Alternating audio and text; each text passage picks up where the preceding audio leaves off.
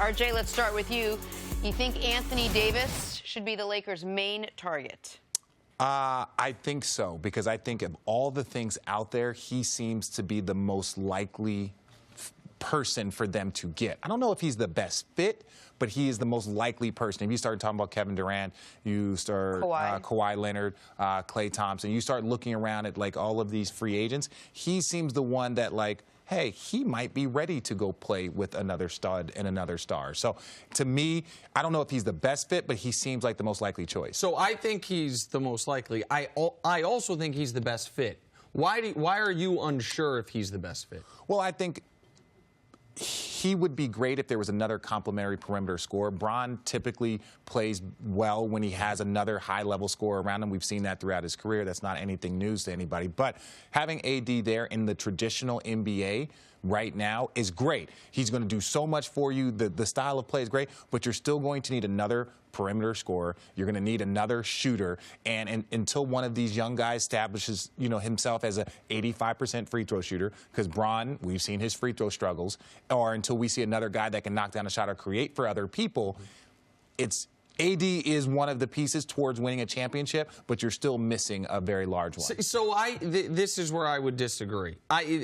Assuming Durant leaves, and assuming we get back to the regular NBA, which is not 3 all-time greats on a team, if you have a team with the best player in the league and another guy who is somewhere between 2 and 6, which is what Anthony Davis is, no, unless they both play center, you know what I mean? Unless they can't be on the court at the same time, like, of course that's a fit. Like, you have to have other guys around him to a degree, but one thing he's saying is you don't benefit from having a center. So you don't get the bounce from defensively because you can isolate him. You can move him outside the paint, so you don't get that benefit. If you get another wing defender, where most of the offense is pick and roll.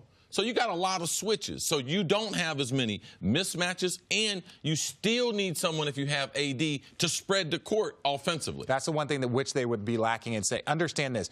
If you play AD is a monster. You're taking AD under, like he's that guy.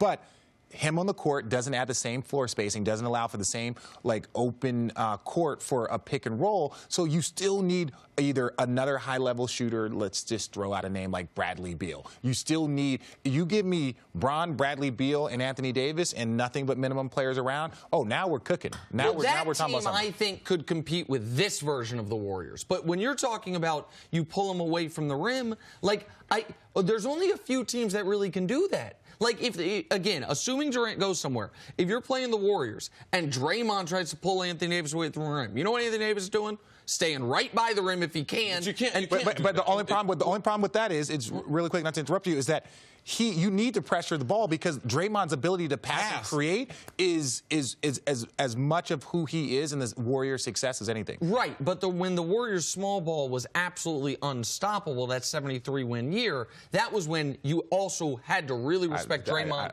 Absolutely unstoppable. Unstoppable, kind of the small ball. Term. Okay, I know you guys beat him, but my point is absolutely correct. But you guys had to respect, and everyone had to respect Draymond the shooter, not just the passer. Yeah. Now he has regressed to like pre-Michigan State shooting. I don't know what's happened to him.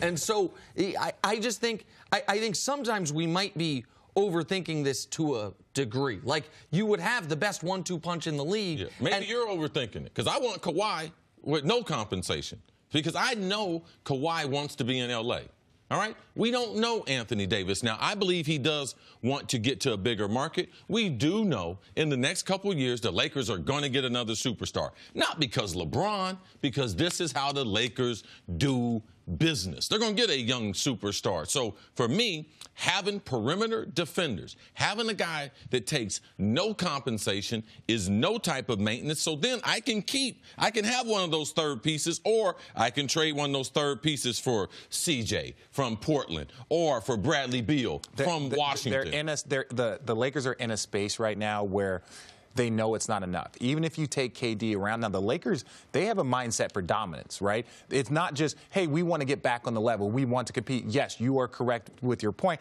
You take KD off, you bring AD on. Now it's a level playing field, and now the Lakers can compete. But the Lakers aren't trying to compete. The Lakers are trying to get where the Golden State Warriors are right now, where even with all of their success, they go and still sign a Boogie Cousins, right? They're like, no, we want to dominate the league. And if the Lakers want to get back to that level where they are the favorites to win, that's the conversation I think we need to be more having versus like how can they get to a level where they're the favorite to win versus like getting them back on the level. If Kevin Durant leaves the Warriors, LeBron plus Anthony Davis would be the favorites. They will be the Vegas betting favorites. I guarantee you that. Okay, there's a team going to be in L.A. potentially because I talked about Kawhi. Yeah. What about Doc Rivers with KD and Kawhi?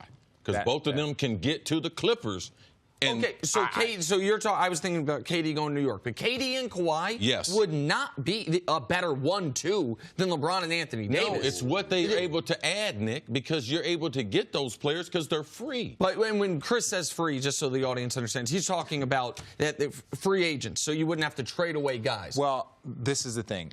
It would be very close. In today's league, we talked about James Harden before, and the way the rules are set up, the way the game is played right now, KD and Kawhi together, that's a pretty good 1-2 punch. But 1-2 punch, and you also understand primes of careers. Let's say they all sign a 4-year contract, right? Over that 4 years, to me, they are in a better position than Bron and KD or Bron and AD. I think you would have a longer window because LeBron. We're talking about year 17 LeBron and then 18 LeBron. I understand that, but I'm talking about just for next season. You can make a strong case that Anthony Davis is the second best player in the world. Now, you can also make a strong case for Kawhi, Kevin Durant, Steph Curry, James Harden. Not that strong of a case. Steph Curry and KD would be my first. I would prefer a case with them compared to AD. Yeah. Okay. All right. Yeah. So I think you are. I think you're, with respect, both grossly underestimating Anthony Davis's defensive impact. I think that obviously compared to Steph, and unless Kevin Durant's going to do what he did for 6 weeks last year and try to win Defensive Player of the Year and then forget about it, then I think you're ignoring that impact of it, and I think we're ignoring the fact that we've never seen Anthony Davis what his game grows to with another great player. But see, you might also see it regress. Look at what Joel Embiid has been going through with Jimmy Butler, right? Where he's been like, well, I haven't been playing like myself. I need to get back to playing, right? So it's not always growth. Now, I would imagine if you pairing up with Bron, you understand what you're kind of getting into, and Bron does help raise the level. But a lot of times, great players, in certain situations, if this is the first time, you can see him regress. He might struggle to kind of find his way with the new NBA, and they're pulling him away from the basket. He's not getting 45 touches every single night. Those are the things that can make a player start to rethink things. What about where we started this segment? Are you as high on the Lakers' young players right now as this team seems to be? I'm high on their young players, but I still view them as assets, right? I personally think that they are assets. Now, they're in a good spot that if you don't get anybody, you have enough to build on, and talented, hardworking guys, good people, right? They have a very good core of hardworking kids. Now, the flip side of that is I think if you want to be your best version of the Lakers, these are pieces that you should go get veteran players to maximize on the LeBron James window. Because of LeBron's age. Yes. Because the reality is, like, yesterday there was, I think the Lakers tweeted out an image of LeBron's first 30 games with the Cavs, the Heat, the Cavs again, and the Lakers. And from the counting stats, this first 30 has been the best of any of them. It's 27, 7, and 7. But that is, at some point, this ends. Yeah. At some point, we're talking about year 18, year 19, you start to see a deterioration. I've been on the record on this for the better part of 5 years that I think the guy most likely to take the best player alive championship belt from LeBron, something he's carried for about a dozen years, is Anthony Davis. Now, Giannis might be encroaching on that corner, but I think Anthony Davis and Giannis are going to jump over Steph and KD by the time LeBron is ready to hand it over. We